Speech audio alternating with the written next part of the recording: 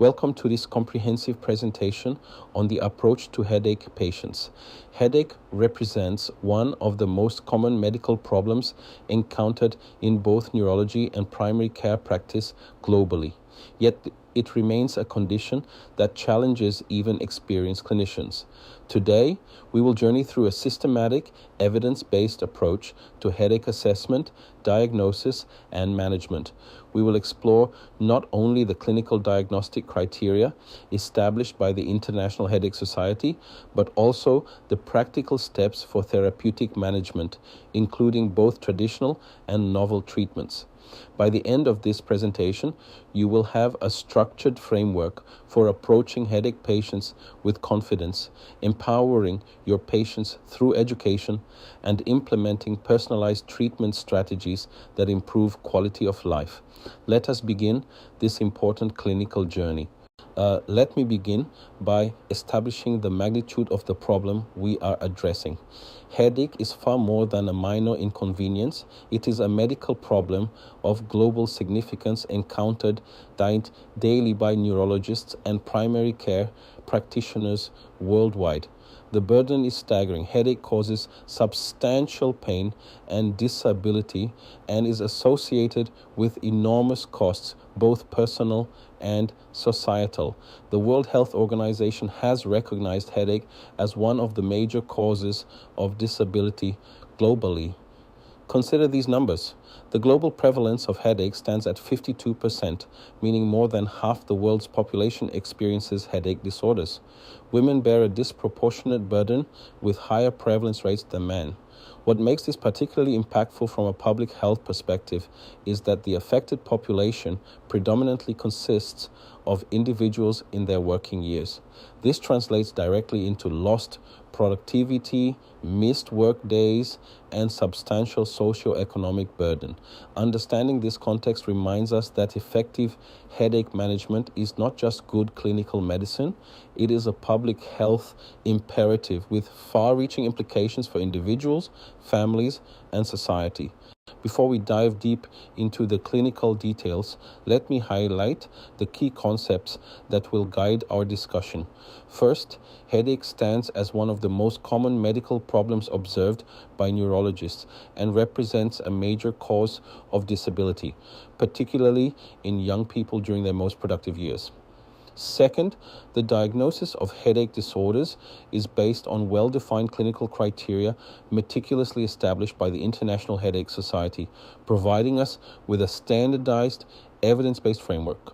Third, our approach to headache patients must be comprehensive, incorporating both pharmacological treatments and equally important recommendations about lifestyle adjustments. Fourth, proper headache assessment extends beyond simply cataloging headache characteristics.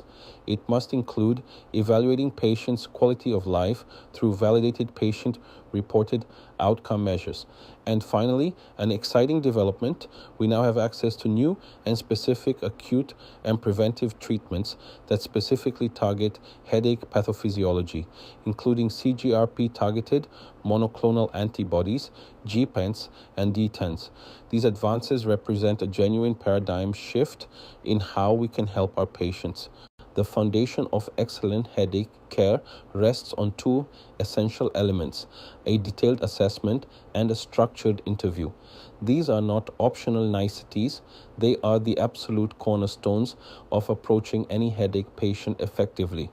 Why are these so critical? First, a thorough assessment leads to accurate clinical evaluation, which is the prerequisite for making a correct diagnosis. Without an accurate diagnosis, we are essentially treating in the dark. Second, proper assessment enables us to start the most appropriate treatment tailored to the specific headache disorder we have identified. Third, it allows us to establish both acute treatment for individual attacks and preventive medical treatment according to each individual's unique characteristics, comorbidities, and life circumstances. Fourth, and perhaps most importantly in terms of long-term outcomes, it provides an opportunity for comprehensive headache education.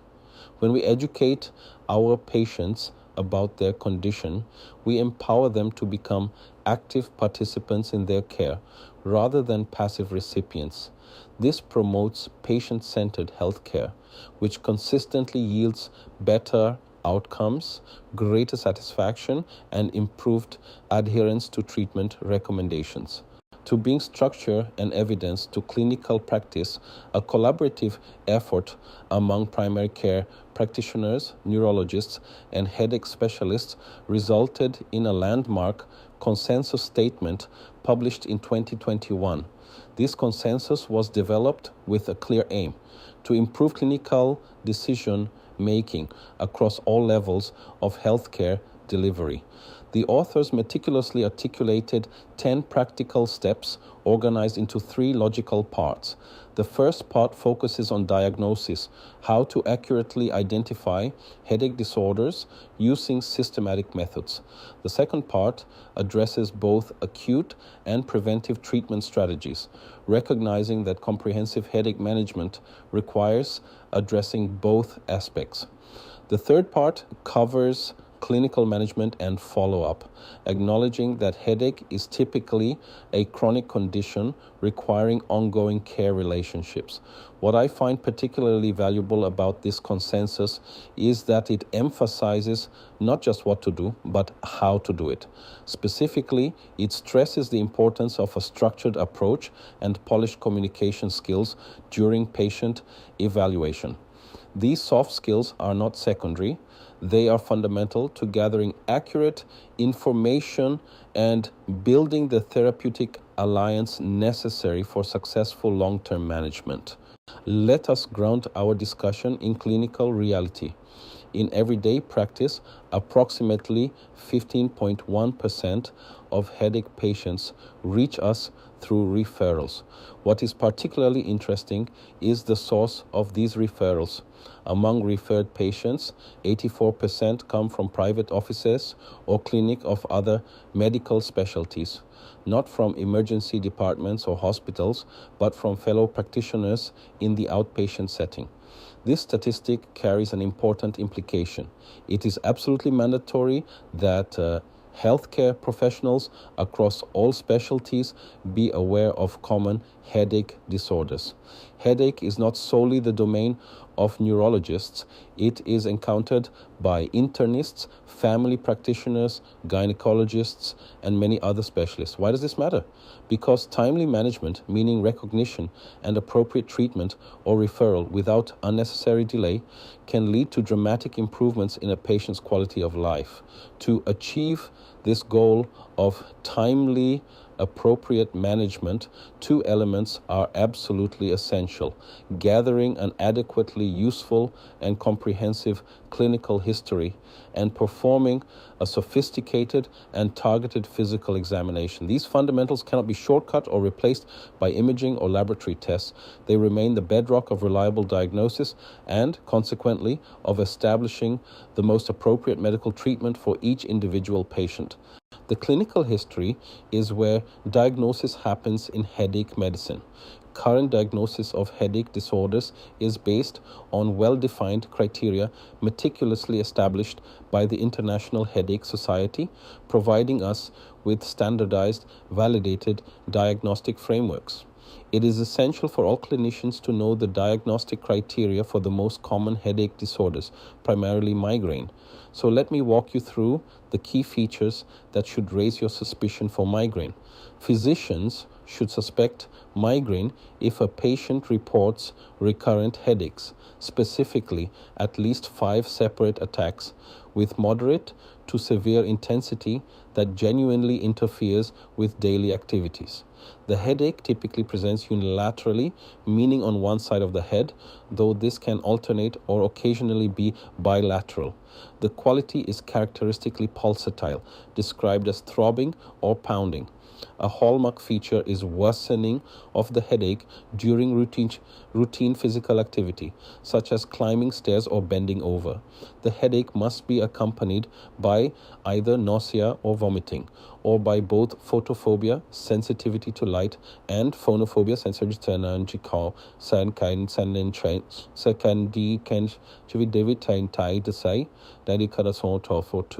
side to sound. From time to time, patients experience an aura. Chortzinesque most commonly presenting as transient, reversible neurologic deficits such as visual disturbances, sensory changes, or speech difficulties that occur before or during the headache attack.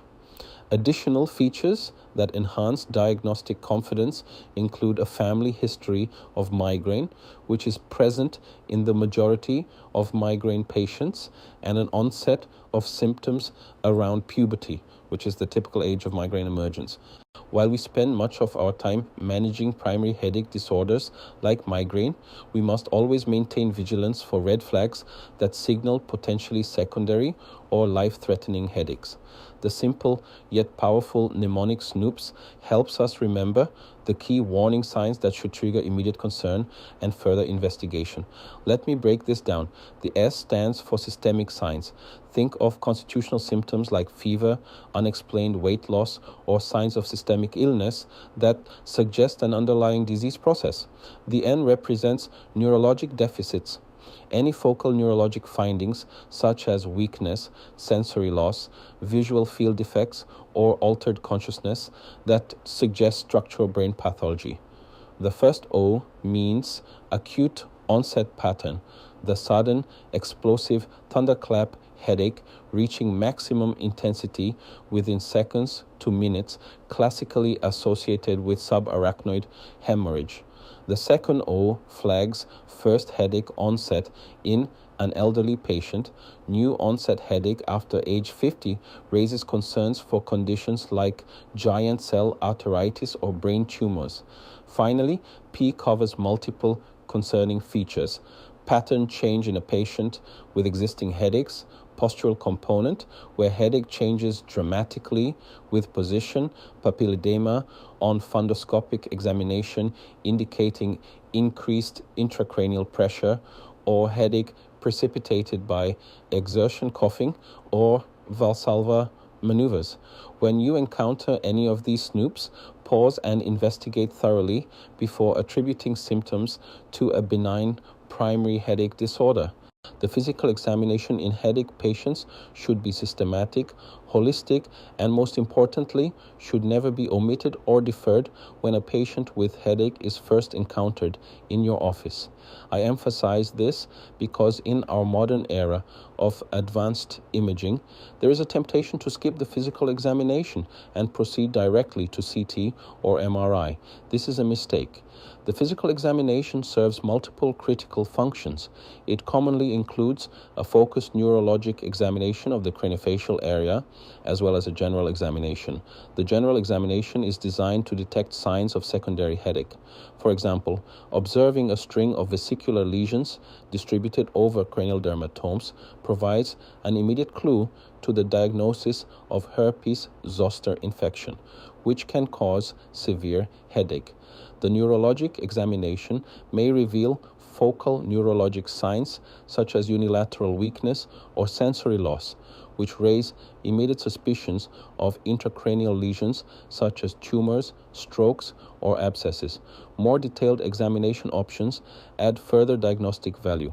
A fundoscopic examination allows assessment for papilledema, indicating elevated intracranial pressure. Testing with pinprick can assess for allodynia, the perception of pain from normally non-painful stimuli, which is common in migraine and may predict treatment response. Furthermore, passive neck movements help identify neck stiffness or meningismus, which could indicate subarachnoid hemorrhage or meningitis. A thorough physical examination takes mere minutes but provides invaluable diagnostic information that no imaging study can replace. A comprehensive approach to headache patients absolutely must include careful assessment of comorbidities, because these concurrent conditions have profound impacts on treatment decisions, prognosis, and outcomes. This is particularly important when patients are suffering from concurrent disorders, and especially psychiatric disorders such as depression, anxiety disorders, or panic disorder. The presence of these comorbidities significantly complicates treatment in multiple ways. Regarding migraine specifically, we now understand that these comorbidities are not merely coincidental associations. They may actually be mechanistically involved in the transformation from episodic migraine, where attacks occur fewer than 15 days per month, to chronic migraine, defined as 15 or more headache days per month. This transformation makes management considerably more challenging, as chronic migraine is more refractory to treatment and carries greater disability. The presence of comorbidities, particularly mood and anxiety disorders, influences our selection of preventative therapy. For instance, antidepressants like amitriptyline might be particularly beneficial in patients with comorbid depression, providing dual benefit. Conversely, some preventative medications can exacerbate depression or anxiety, making them poor choices for patients with these comorbidities. Beta blockers, for example, can worsen depression in susceptible individuals. Therefore, a thorough comorbidity assessment is not an optional extra. It is fundamental to developing a rational, personalized treatment plan. Structured questionnaires represent invaluable tools in headache practice, serving dual purposes: determining the degree of disability at baseline and objectively evaluating the response to treatments over time. Let me introduce you to the most commonly used instruments. For assessing headache severity and its impact on daily functioning, we have two excellent validated tools.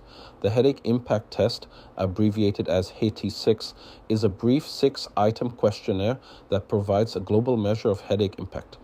The Migraine Disability Assessment Test, or MIDAS, specifically quantifies missed workdays, reduced productivity, and missed household or social activities due to headache.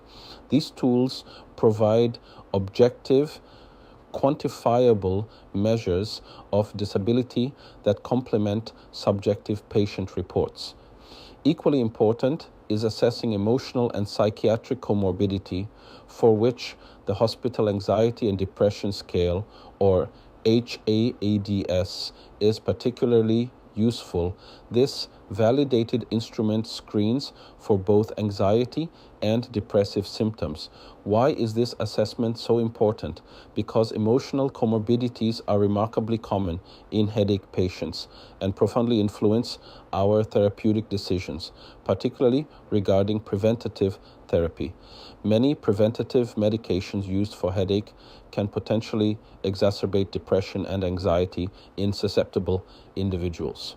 Using structured questionnaires allows us to track these dimensions systematically rather than relying on unstructured impressions. The headache diary is one of the most powerful yet underutilized tools in headache management. Using a headache diary serves multiple critical functions that significantly enhance care quality. First, it helps quantify the headache burden objectively, providing a contemporary, real-time record of pain rather than relying on retrospective recall. This is crucial because diary records significantly reduce recall bias, the well-documented tendency for patients to either overestimate or underestimate headache frequency when asked to remember over extended periods.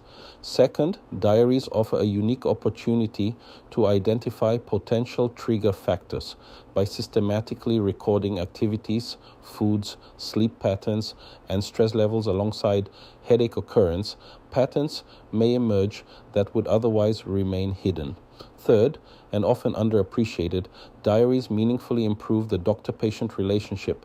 They demonstrate the patient's active engagement and provide concrete data that facilitates collaborative decision-making rather than one-sided prescribing. Fourth, diaries are invaluable for monitoring treatment response.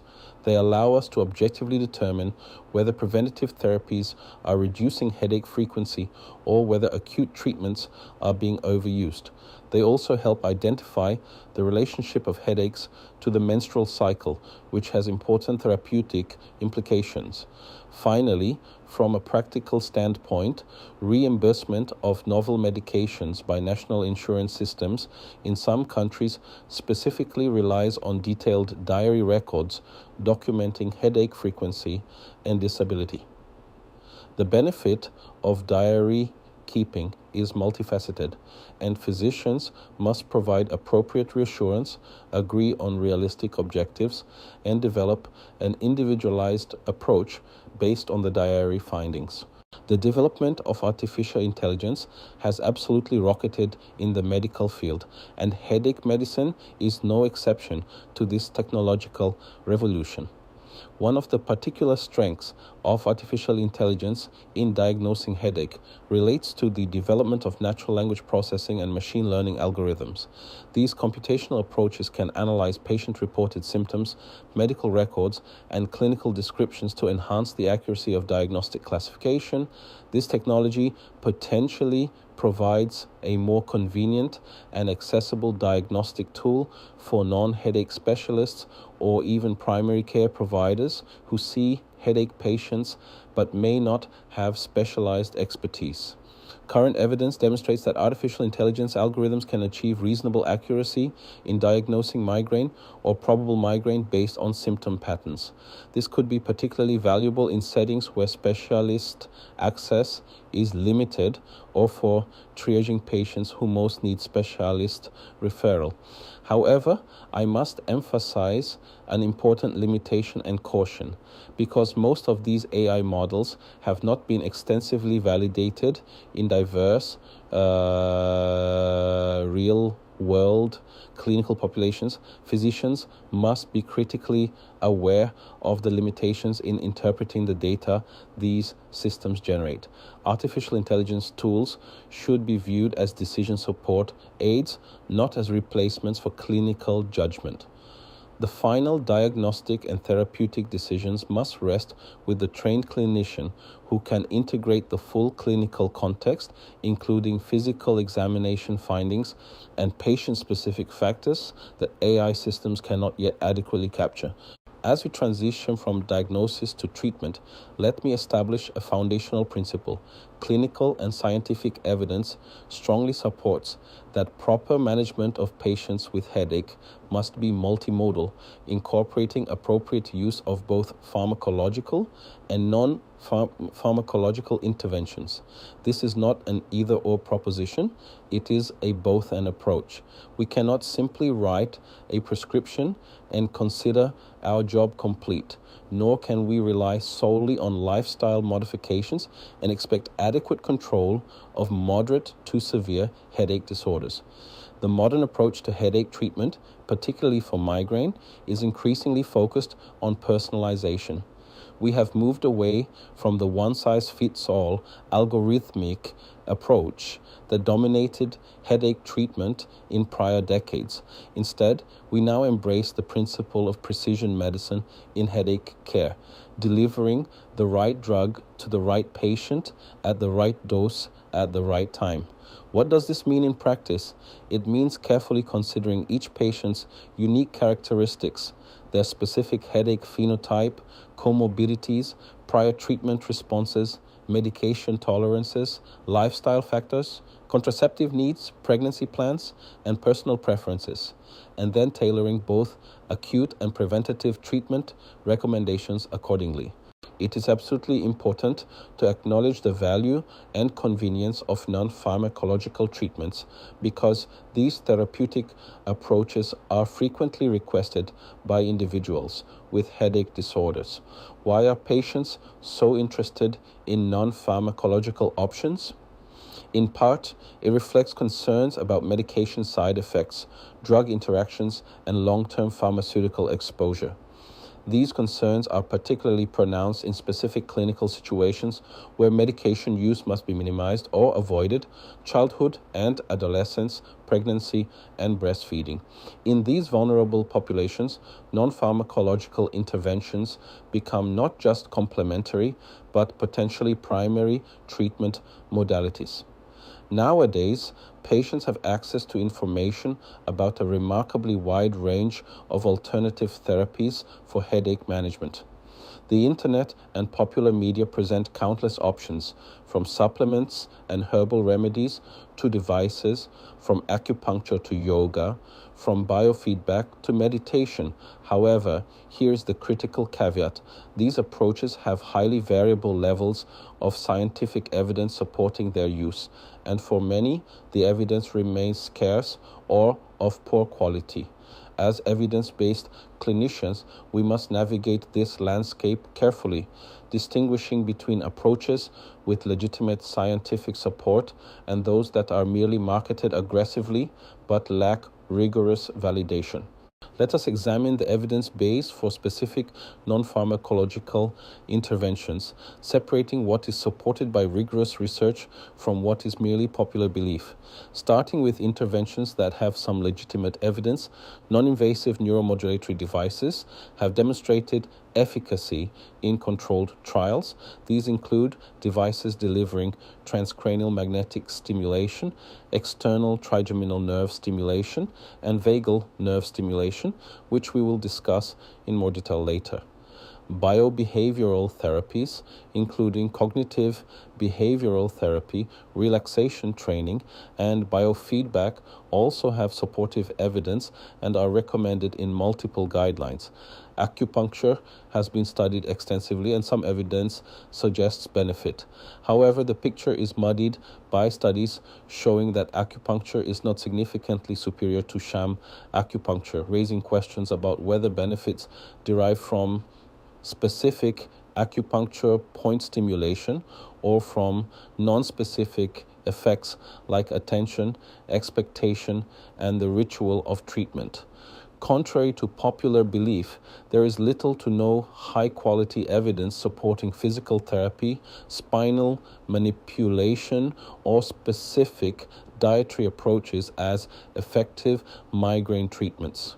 Regarding supplements, melatonin, magnesium, and riboflavin have been studied, and while some limited evidence suggests potential efficacy, the quality of evidence remains modest. When patients inquire about these options, we should provide honest, evidence-based guidance rather than blanket endorsement or dismissal. Given the high prevalence of migraine and its substantial socioeconomic burden, the following sections will focus specifically on the pharmacological treatment of migraine. While other headache types certainly warrant attention, migraine represents the condition with the greatest disability burden and the most robust evidence base for treatment. The modern approach to migraine pharmacotherapy emphasizes individualized treatment strategies rather than one-size-fits-all protocols. What does individualization mean in practical terms? It involves several sophisticated strategies. First, we may use combinations of novel targeted agents, such as CGRP, monoclonal antibodies, or GPANTs, alongside traditional oral prophylactic drugs or botulinum toxin A injections. These combinations can provide synergistic benefits.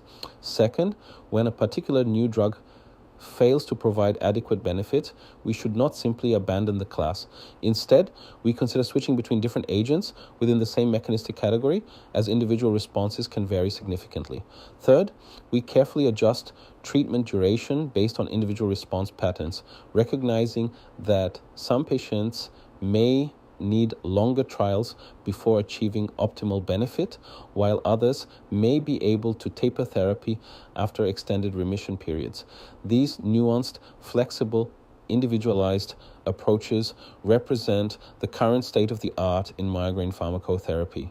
Acute migraine treatments, medications taken to abort an ongoing attack, can be generally categorized into two main categories: migraine-specific agents that target migraine pathophysiology and non-specific agents that provide general analgesic or anti-inflammatory effects. Let us start with the most established migraine-specific class, triptans. Triptans have been the cornerstone of acute migraine treatment for over 3 decades and remain highly effective. There are 7 different triptans available, all working primarily as serotonin 5-HT1B receptor agonists.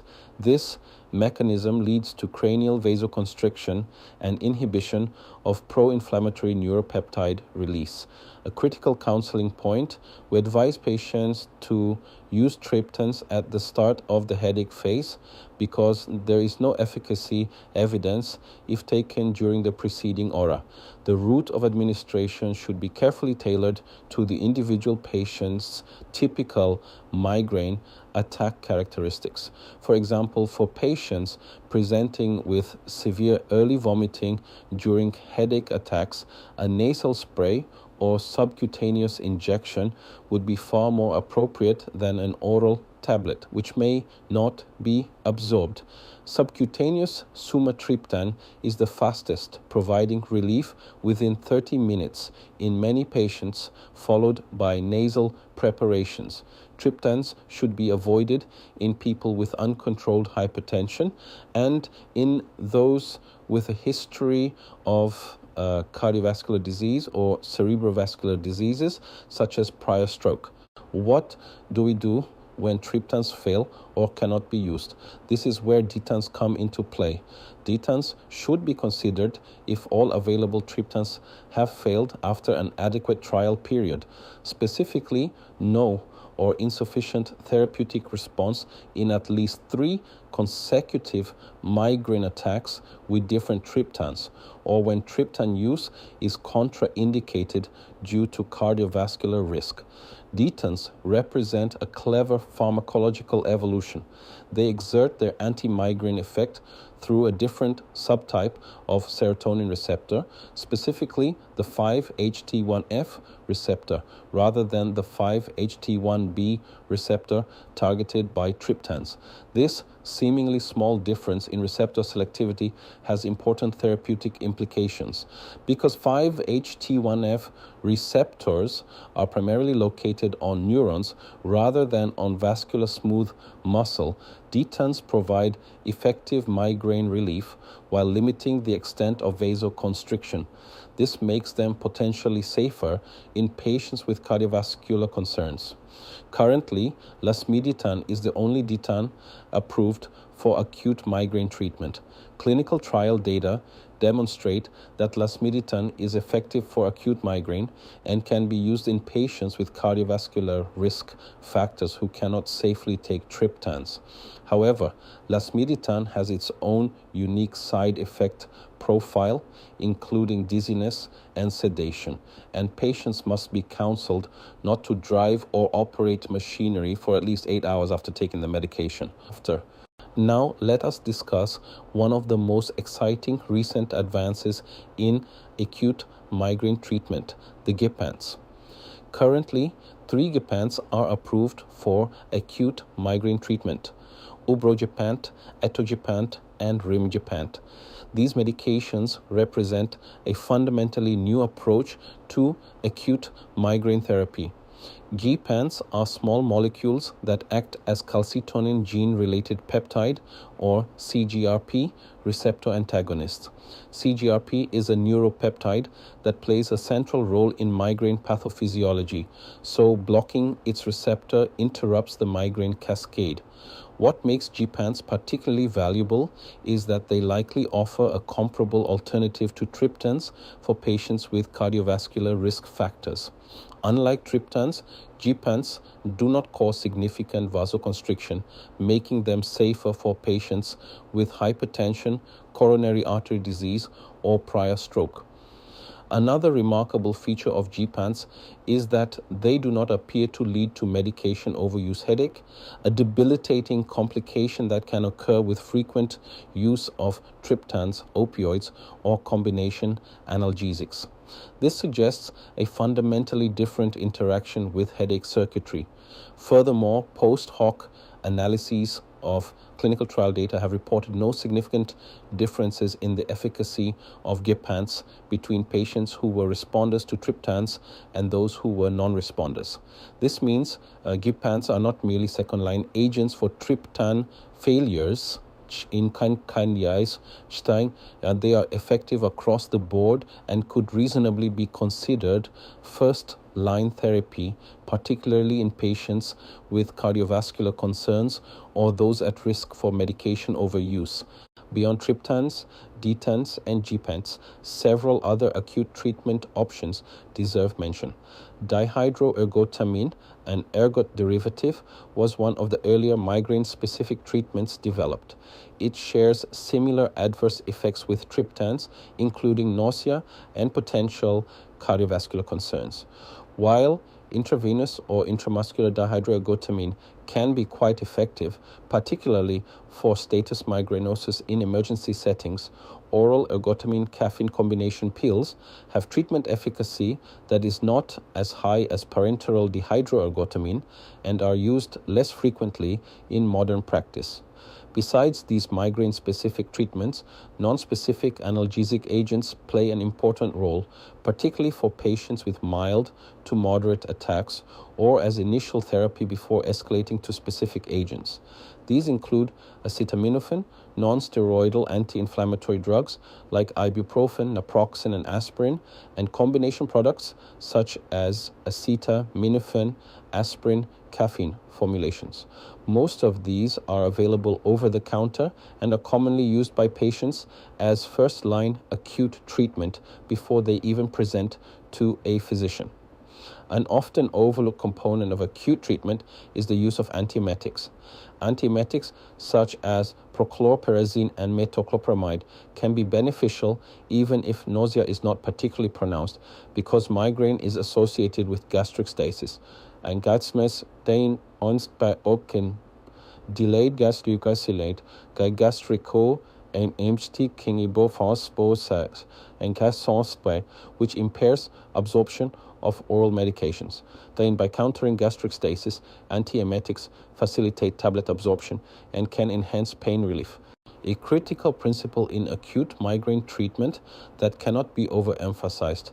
Acute treatment must be limited in frequency to reduce the risk of medication overuse headache, a serious complication that can transform episodic migraine into chronic daily headache. Here are the specific thresholds. Migraine-specific medications, including triptans, ditans, gepants, and ergots, should be used on average no more than 10 days per month. For non-specific medications like NSAIDs or acetaminophen, the threshold is slightly higher but still restricted, no more than 15 days per month. These are not arbitrary numbers. They are based on epidemiological data showing increased risk of medication overuse headache and chronification above these thresholds. Patients must be clearly educated about these limits from the outset of treatment. When acute medication frequency approaches these thresholds, it signals the need for preventative therapy.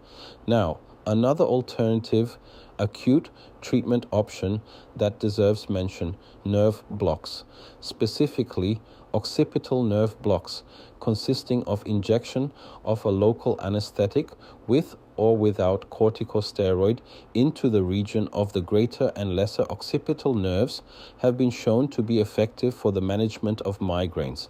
Clinical studies demonstrate that occipital nerve blocks can reduce migraine pain scores, frequency, and duration, providing relief that may last for weeks. Importantly, nerve blocks with lidocaine represent a suitable option for migraine treatment during pregnancy when systemic medications must be minimized. Medication overuse headache represents one of the most frustrating and challenging complications we encounter in headache medicine. Let me define this condition precisely. Medication overuse headache is classified as a secondary headache disorder occurring on 10 to 15 or more days per month. The threshold depends on the specific medication class, developing as a consequence of regular overuse of acute headache medication for more than 3 months. The specific thresholds are important to remember.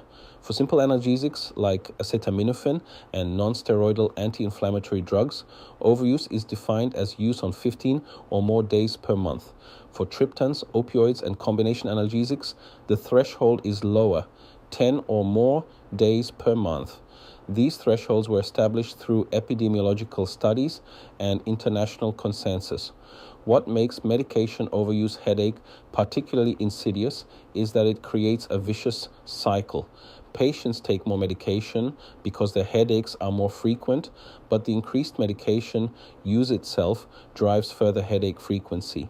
Patients are often unaware of this relationship, continuing to increase their medication use in a futile attempt to control worsening headaches.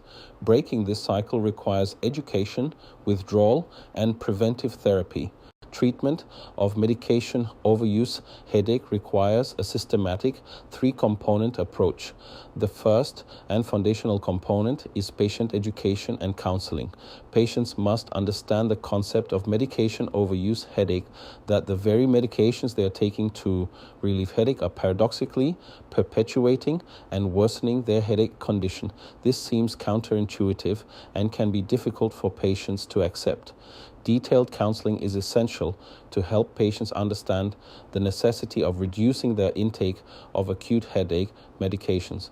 The second component is drug withdrawal, meaning discontinuation of the overused medication. Ideally, the overused abortive medication should be completely stopped for at least 1 month. This withdrawal period can be challenging, as patients often experience a temporary worsening of headaches, withdrawal headaches, before improvement begins. Some patients require hospitalization for supervised withdrawal, particularly those overusing opioids or barbiturate-containing compounds. Third, preventive drug therapy and non-medical prevention strategies are often necessary, particularly in patients at the onset of treatment or in those who do not respond adequately to the first 2 steps alone. Preventive therapy helps reduce the underlying headache frequency, making it easier for patients to limit acute medication use. Considerable controversy exists in the field as to whether migraine preventatives should be started immediately while there is still ongoing medication overuse, or whether withdrawal must be completed first. Preventative treatment represents a cornerstone of comprehensive migraine management, yet it remains underutilized. Let us discuss the rationale and indications. Migraine preventative treatments aim to fundamentally alter the disease trajectory by reducing both the frequency and severity of attacks. An important secondary benefit is that effective prevention may help reduce the frequency of analgesic use, thereby reducing the risk of medication overuse headache. Before initiating preventative treatment, it is critically important to manage patient expectations appropriately. Patients need to understand that preventatives do not eliminate migraine, they reduce attack frequency and severity. They also need to know that finding the right preventative often requires trials of multiple agents, and that adequate trials require patients typically at least 8 to 12 weeks at therapeutic doses before judging efficacy. So, when should preventative treatment be recommended? The general indication is for patients who are adversely affected by migraine on 2 or more days per month, despite optimized acute therapy. Other indications include patients who cannot use or tolerate acute medications, those at risk for medication overuse, and those with specific migraine subtypes like hemiplegic migraine or migraine with brainstem aura. The choice of a specific preventative treatment is influenced by multiple factors: guideline recommendations, the type of migraine, patient-specific characteristics, and, importantly, comorbidities. Traditional oral prophylactic medications for migraine can be classified into several drug classes, most of which were developed for other indications and subsequently found to be effective for migraine prevention. These classes include anti-epileptic drugs, particularly topiramate and valproate, beta blockers such as propranolol and metoprolol, antidepressants, especially tricyclic antidepressants like amitriptyline, calcium channel antagonists, and angiotensin modulators, including ACE inhibitors like lisinopril and angiotensin receptor blockers. The general principles for using these medications follow a consistent pattern. We start treatment at a low dose to minimize side effects and improve tolerability, then gradually increase or titrate to an initial target dose based on published evidence and clinical guidelines. If there is no therapeutic effect and the patient is not experiencing significant side effects, the dose can be further increased for some drugs that have a dose-response relationship. Patience is essential. We must continue the medication for at least 3 months at therapeutic doses to properly evaluate efficacy. This prolonged trial period is necessary because preventative effects often emerge gradually. If the medication is effective, typically defined as achieving about a 50% improvement in headache frequency or severity, the drug may be continued for at least 6 months. Some evidence suggests there are fewer rebound headaches if treatment is continued for a full 12 months before attempting to taper. Onabotulinum toxin A, commonly known by the brand name Botox, represents an important preventative option specifically for chronic migraine. In 2010, landmark phase 3 clinical trials, known as the PREEMPT trials, reported that onabotulinum toxin A was effective for the treatment of chronic migraine. Based on this robust evidence, onabotulinum toxin A was approved by both the European Medicines Agency and the US Food and Drug Administration for the prophylaxis of chronic migraine. The specificity of this indication is critically important to understand. Onabotulinum toxin A has been found effective only in chronic migraine, defined as 15 or more headache days per month with headaches lasting 4 hours or more. It has not been found effective in episodic migraine or in tension-type headache. Therefore, it should only be used in patients who meet criteria for chronic migraine. The treatment involves multiple injections following a standardized protocol, with injections distributed across the forehead, temples, back of the head, neck, and shoulders, totaling 155 to 195 units per session. Treatments are administered every 12 weeks for appropriate patients with chronic migraine, particularly those who have failed multiple oral preventatives or have contraindications to them. Onabotulinum toxin A represents a valuable treatment option. The development of CGRP-targeted monoclonal antibodies represents a genuine paradigm shift in migraine prevention. These medications are the first class of preventive treatment designed specifically to target the pathophysiology of migraine rather than being repurposed from other indications. Their mechanism is elegant. They target the calcitonin gene-related peptide pathway, which plays a central role in migraine pathogenesis.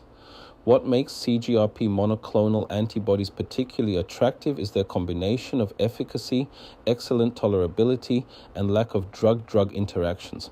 Unlike traditional oral preventatives, which frequently cause intolerable side effects leading to discontinuation, CGRP monoclonal antibodies are generally very well tolerated. Currently, 4 CGRP monoclonal antibodies have been placed on the market. These 4 drugs differ in their specific target. Erenumab is unique in that it targets the CGRP receptor itself, blocking the receptor where CGRP normally binds. The other 3, fremanezumab, galcanezumab, and eptinezumab, target the CGRP ligand, the peptide itself, preventing it from reaching and activating the receptor. Erenumab, galcanezumab, and fremanezumab are all given by subcutaneous injection, typically monthly, although fremanezumab has a quarterly dosing option. Eptinezumab is distinct in being administered by intravenous infusion on a quarterly basis. All 4 have been found to be effective in both episodic and chronic migraine in rigorous placebo-controlled trials. In addition to the CGRP monoclonal antibodies, another class of CGRP pathway-targeted treatments has emerged for headache prevention, the gepants. We discussed gepants earlier as acute treatments, but some gepants are also approved for prevention. Currently, 2 gepants are specifically approved for preventative use, atogepant and rimegepant. These medications have a significant advantage over CGRP monoclonal antibodies, they are administered via oral dosing. For many patients, swallowing a daily pill is far more acceptable and convenient than monthly or quarterly injections or infusions. This is not a trivial consideration. Treatment adherence is consistently better with oral medications compared to injectables for many patients. Mechanistically, GPANs are small molecule CGRP receptor antagonists working through the same pathway as the monoclonal antibodies, but with a different molecular approach. The availability of both injectable monoclonal antibodies and oral GPANs targeting the CGRP pathway gives clinicians and patients meaningful choices in how to access this important therapeutic mechanism. Patients who are needle averse, those with injection site reactions, or those who simply prefer oral medications can now access CGRP pathway blockade through daily oral GPAN therapy. This flexibility in delivery mechanism is an important advance in personalized migraine prevention. As we transition to discussing outcomes, let me emphasize a fundamental principle. Measuring disability is a key step toward effectively managing it. We cannot improve what we do not measure. However, measurement alone is insufficient. We need systematic approaches that translate measurement into action. This is where stratified care comes in. Stratified care-based treatment guidelines represent an approach that matches the severity of disability to the intensity of therapeutic interventions. Rather than applying a one-size-fits-all step care approach where all patients start with the same first-line treatment regardless of disability level, stratified care tailors initial treatment intensity to baseline disability. Patients with mild infrequent migraine causing minimal disability might be appropriately managed with simple analgesics and lifestyle modifications. Patients with moderate disability might warrant initial treatment with triptans or GPANs and consideration of preventatives. Patients with severe disability from the outset, those with chronic migraine, high-frequency attacks, or severe functional impairment should be fast-tracked to intensive interventions, including preventatives, possibly combination therapy, and specialized headache clinic referral, without wasting time on treatments unlikely to provide adequate benefit. This stratified approach closes the loop between process measures and functional outcomes, emphasizing patient-centered outcome assessment. As we move into patient education and lifestyle management, let me establish a foundational principle. Irrespective of whatever pharmacological treatment modalities we apply, trigger avoidance and lifestyle modification are absolutely indispensable components of successful migraine management. This is not optional or merely complementary, it is fundamental. These behavioral and lifestyle interventions are especially important in specific populations, children and adolescents, whose developing brains we want to protect from unnecessary medication exposure, and pregnant women, where drug treatments must be especially limited due to potential fetal effects. Now, I must be honest about the evidence base. There is no robust, high-level scientific evidence for most of the lifestyle recommendations we make to headache patients. We do not have large randomized controlled trials proving that regular sleep schedules or dietary modifications reduce migraine frequency. However, most of these recommendations are general health measures that benefit overall well-being, given that they have no significant adverse effects and provide clear benefits for general health, improved sleep quality, better cardiovascular health, healthy weight maintenance. We should recommend these measures to all patients, regardless of the specific headache evidence base. These are low-risk, potentially high-reward interventions that empower patients to take active roles in their care.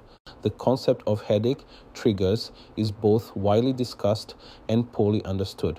Many patients attribute the onset or worsening of their pain to specific triggers such as stress, changes in sleep patterns, particular foods, or atmospheric changes like barometric pressure shifts.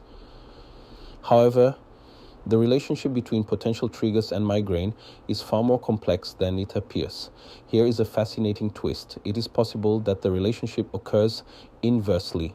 Research has shown that premonitory symptoms, subtle changes in mood, appetite, energy, or sleep that occur 48 to 72 hours before the onset of the headache pain phase can be misinterpreted by patients as triggers of migraine attacks.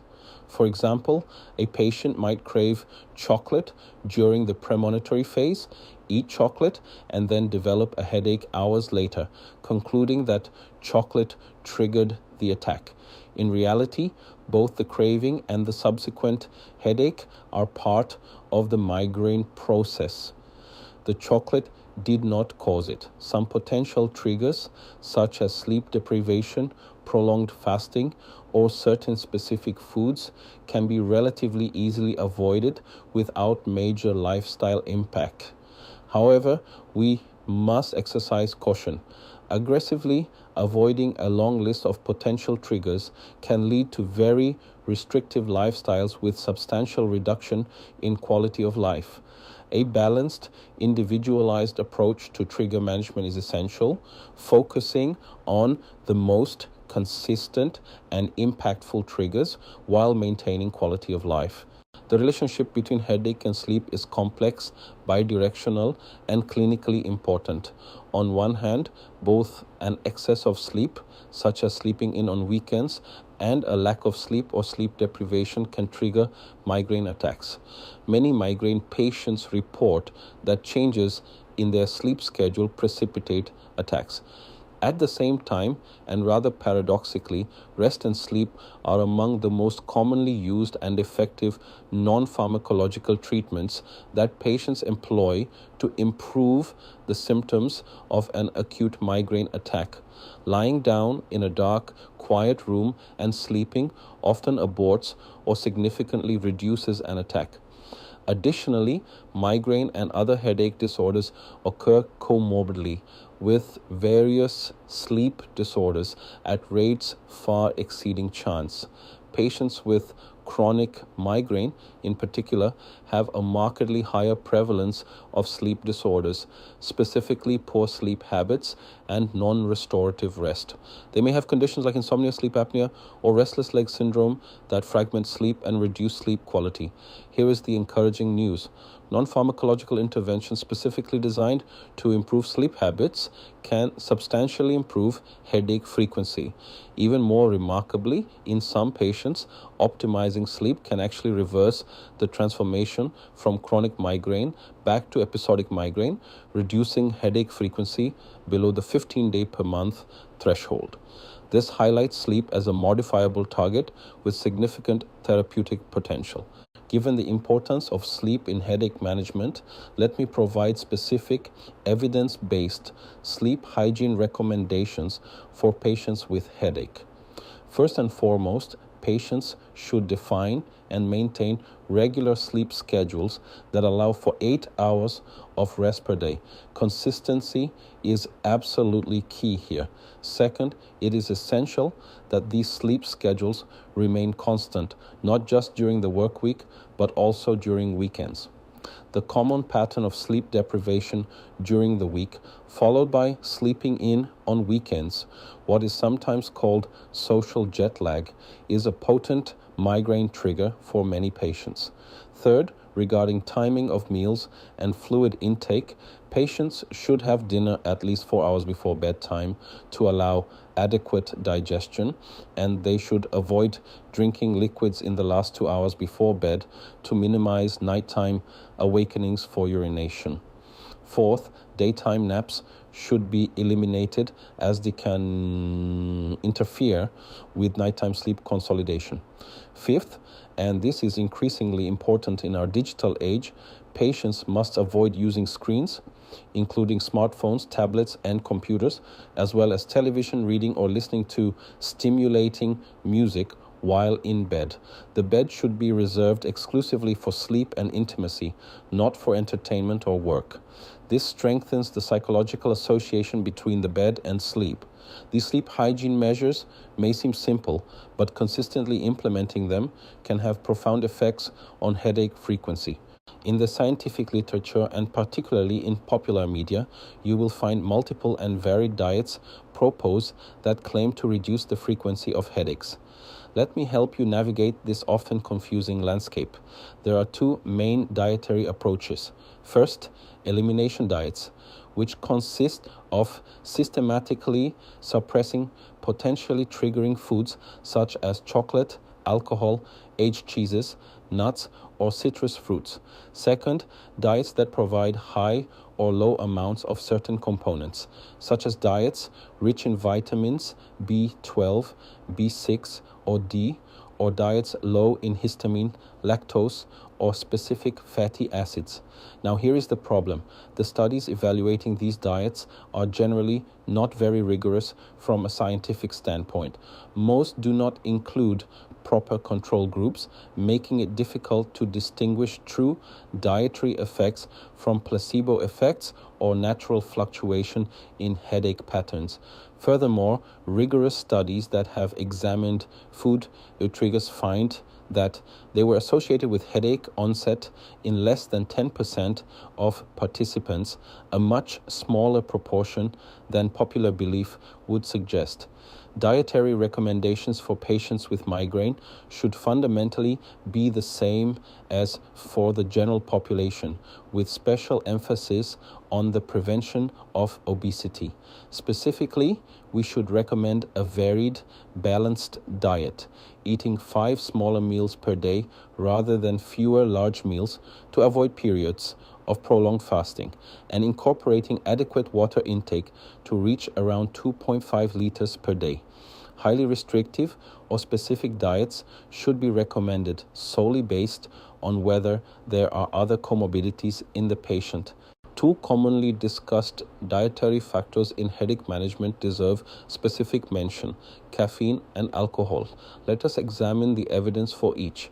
Regarding caffeine, moderate doses defined as less than 400 milligrams per day, which is roughly equivalent to 2 cups of coffee, do not appear to have a negative effect on headache frequency for most patients. In fact, caffeine is included in several combination analgesics because it enhances pain relief. However, there is an important caveat. Caffeine should be consumed regularly and consistently. Irregular caffeine consumption can lead to withdrawal headaches when intake is skipped, creating a pattern where patients experience headaches on days they do not consume the usual caffeine. Therefore, if patients consume caffeine, they should do so at consistent levels daily, or ideally reduce consumption gradually if discontinuing. Regarding alcohol, the picture is more nuanced. Patients with migraine headaches, and particularly those with cluster headaches, may indeed be more susceptible to alcohol as a precipitant of attacks. Red wine is classically cited as a trigger. However, and this is important, there is no evidence to recommend complete abstinence from alcohol in all headache patients as a blanket recommendation. Individual predisposition varies tremendously. Some patients consistently experience headache after even small amounts of alcohol, while others tolerate it well. The approach should be individualized. Patients who clearly identify alcohol as a consistent trigger should avoid it, while those without such association need not abstain. Aerobic exercise represents one of the most powerful non-pharmacological interventions available for headache management, with benefits extending far beyond headache alone. The evidence clearly demonstrates that aerobic exercise can prevent or reduce symptoms of multiple chronic diseases, and headache is no exception. Studies evaluating exercise as a therapeutic intervention for headache consistently demonstrate multiple benefits: reduction in both the frequency and intensity of headaches, as well as improvements in quality of life as measured by validated questionnaires. How does exercise exert these beneficial effects? Through multiple mechanisms, both direct and indirect. Direct effects on headache may involve modulation of pain processing pathways, effects on neuroinflammation, or alterations in neurotransmitter systems. Indirect benefits are equally important. Regular aerobic exercise improves sleep quality, which we have already discussed as critically important for headache control. It improves mood and reduces symptoms of depression and anxiety, which are common comorbidities. It enhances cardiovascular function and helps prevent weight gain, both relevant to headache management. Additionally, exercise can improve control of other diseases that frequently occur comorbidly with headache, including obesity, hypertension, anxiety disorders, depression, and sleep disorders. Regarding specific exercise modalities, the clinical benefit of yoga specifically as an add-on therapy in patients with episodic migraine has been demonstrated in clinical trials. The recommendation is clear: regular aerobic exercise should be encouraged in all headache patients unless specifically contraindicated. Obesity represents both a risk factor for migraine chronification and a potentially modifiable target for intervention. The relationship is bidirectional and clinically significant. Research clearly demonstrates that higher body mass index is associated with greater frequency, intensity, and disability from migraine. Obese patients with migraine have more frequent attacks, more severe pain, and greater functional impairment compared to normal weight migraine patients. Obesity appears to be one of several modifiable risk factors for the transformation from episodic to chronic migraine. Now, here is a complicating factor we must consider in our treatment planning. Most preventive treatments for migraine can potentially cause weight gain. Medications like beta blockers, tricyclic antidepressants like amitriptyline and valproate are all associated with weight gain in many patients. Topiramate is the notable exception. It is often weight neutral or associated with weight loss.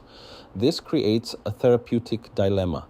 We prescribe preventatives to improve migraine, but some of these medications may cause weight gain, which could worsen migraine.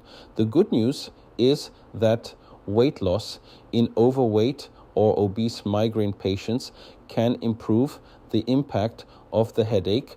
Both frequency and disability often decrease with sustained weight loss.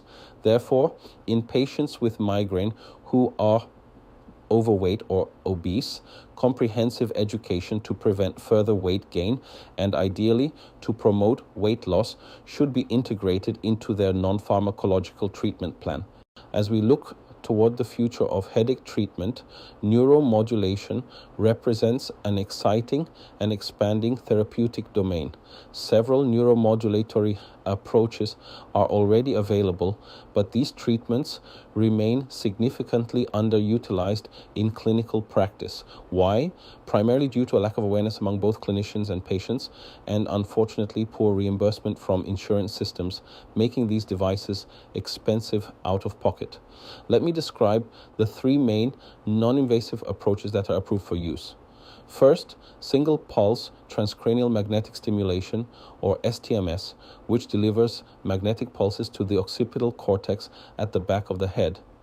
Second, external trigeminal nerve stimulation, or ETNS, which applies electrical stimulation to the trigeminal nerve branches on the forehead. Third, non-invasive vagal nerve stimulation, or NVNS, which stimulates the vagus nerve in the neck using a handheld device. All three of these approaches are approved as acute treatments for migraine, meaning they can be used to abort an ongoing attack. Additionally, the first two, STMS and ETNS, are also approved as preventive treatments used daily to reduce attack frequency.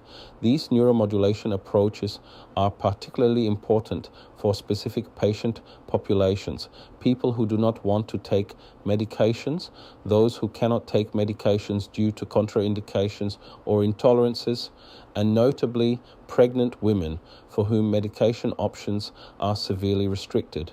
Even in patients who are taking medications, neuromodulation devices provide a useful adjunct to pharmacologic and behavioral treatments. Managing headache during pregnancy and breastfeeding presents unique challenges that require careful, evidence-based decision-making. First, it is important to note that pregnancy itself is a risk factor for many types of secondary headaches, so appropriate evaluation for red flags remains essential. Do not assume all headaches in pregnancy are benign primary headaches. For managing primary headache disorders during pregnancy, first-line interventions should emphasize optimization of lifestyle factors and introduction of non-pharmacologic techniques and therapies, including sleep hygiene, stress management, hydration, regular meals, and potentially neuromodulation devices if available. When pharmacologic acute treatment is clinically necessary, paracetamol, also known as acetaminophen, should be used as the first-line medication. I must be honest, its efficacy for moderate to severe migraine is relatively poor, but it has the most reassuring safety profile during pregnancy. Non-steroidal anti-inflammatory drugs can be cautiously used, but only during the second trimester. They are contraindicated during the first trimester due to potential increased miscarriage risk, and during the third trimester due to risks of premature closure of the ductus arteriosus. If preventive therapy is considered clinically indicated, the best available safety data support the use of propranolol, a beta blocker, or amitriptyline, a tricyclic antidepressant. Decisions must be individualized, carefully weighing the risks of uncontrolled migraine against potential medication risks and always involving the patient and her obstetrician in shared decision-making. Children and adolescents with primary headache disorders require special consideration, as the approach differs in important ways from adult management. Young people with headache are at significant risk of developing persistent somatic symptoms and experiencing reduced quality of life. This reduced quality of life stems not only directly from the pain itself, but also from pain-related behaviors, such as frequently avoiding school and extracurricular activities. This school absence can have serious educational and social consequences, potentially affecting long-term outcomes. Therefore, effective headache management in this population is particularly important. Regarding acute treatment strategies, over-the-counter analgesics such as ibuprofen and acetaminophen are first-line and often effective for mild to moderate attacks. For more severe attacks, several triptan medications have been specifically studied and approved by the U.S. FDA for use in children and adolescents. The preventative treatment approach in children and adolescents should prioritize the least invasive interventions first. Lifestyle modifications, including regular sleep schedules, regular meals, adequate hydration, and stress management form the foundation. Behavioral strategies such as biofeedback, relaxation training, and cognitive behavioral therapy have particular appeal in this age group as they avoid medication exposure and teach skills with lifelong utility. When preventive medications are considered necessary, we should select medications with the lowest side effect profiles and the best safety data in children. The key principle is to be conservative with medication exposure while aggressively optimizing behavioral and lifestyle interventions in this developing population. As we conclude this comprehensive review, let me synthesize the key principles for approaching headache patients that should guide your clinical practice. First, never underestimate the burden. Headache is extraordinarily common, genuinely disabling, and carries substantial socio-economic burden for individuals and society. Our interventions make a real difference. Second, a structured, patient-centered approach is absolutely essential.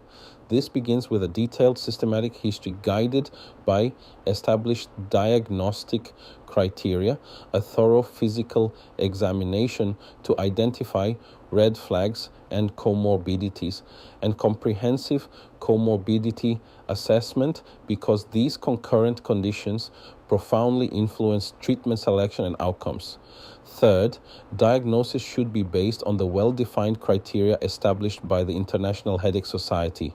However, we must maintain vigilance for red flags.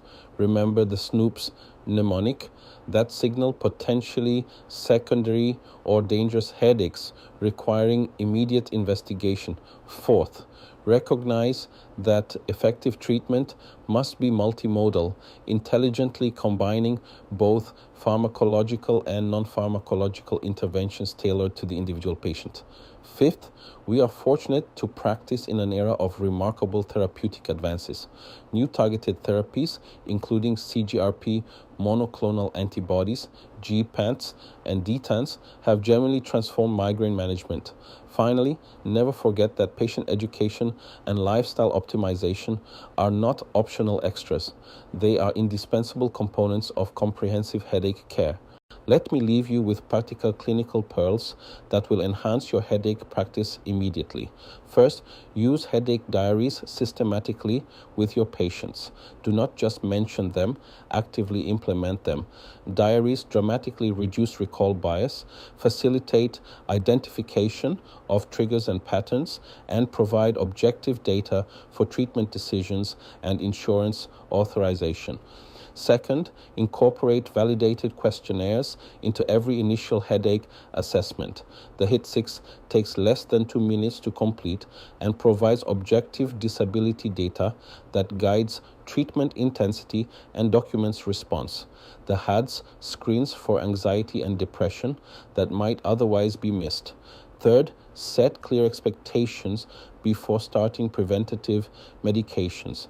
Explicitly tell patients that preventatives take 8 to 12 weeks to work, that the goal is approximately 50% improvement in headache frequency rather than complete elimination, and that they may need to try more than one agent. Fourth, educate every patient about medication overuse thresholds from the very first prescription. No more than 10 days per month for triptans and other migraine-specific medications, and no more than 15 days per month for simple analgesics. Fifth, consider CGRP-targeted therapies early for appropriate patients. Do not wait until all else has failed. These medications have excellent tolerability and can be transformative.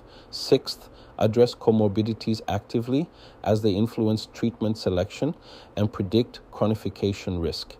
Managing depression, anxiety, and sleep disorders can significantly improve headache outcomes.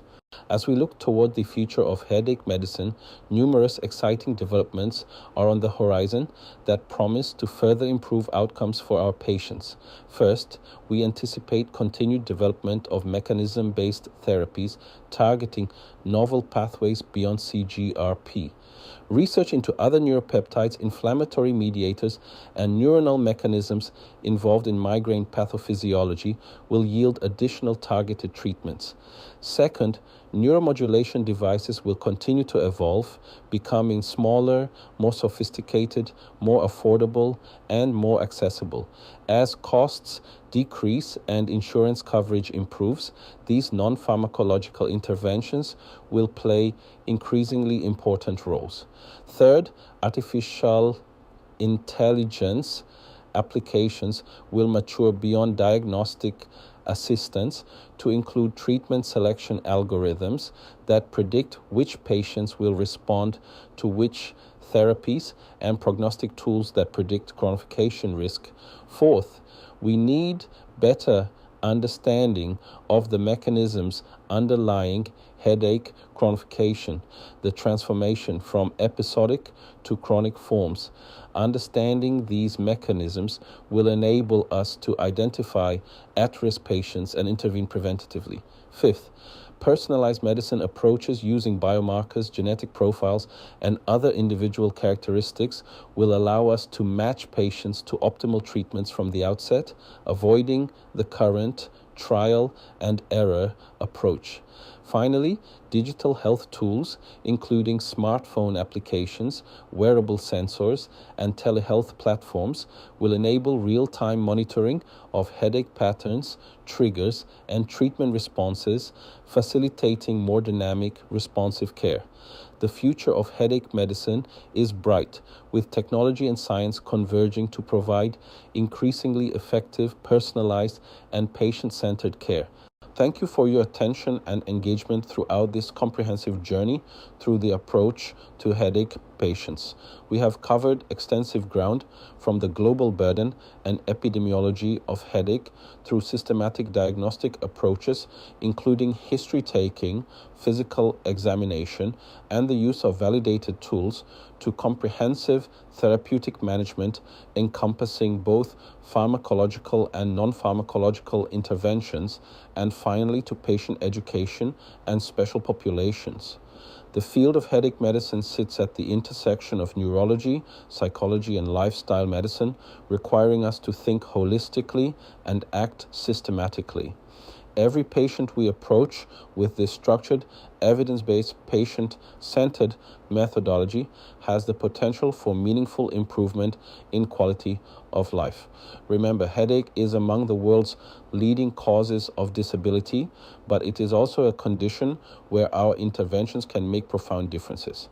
I hope this presentation has equipped you with both the conceptual framework and practical tools to approach headache patients with confidence, to recognize the patterns and red flags that guide diagnosis, to implement personalized treatment strategies that combine the best of traditional and novel therapies, and to empower your patients through education and lifestyle optimization. The management of headache patients is not merely technical. It is fundamentally about building therapeutic relationships and partnering with patients in their journey toward better health. Thank you again, and let us open the floor to your questions and insights.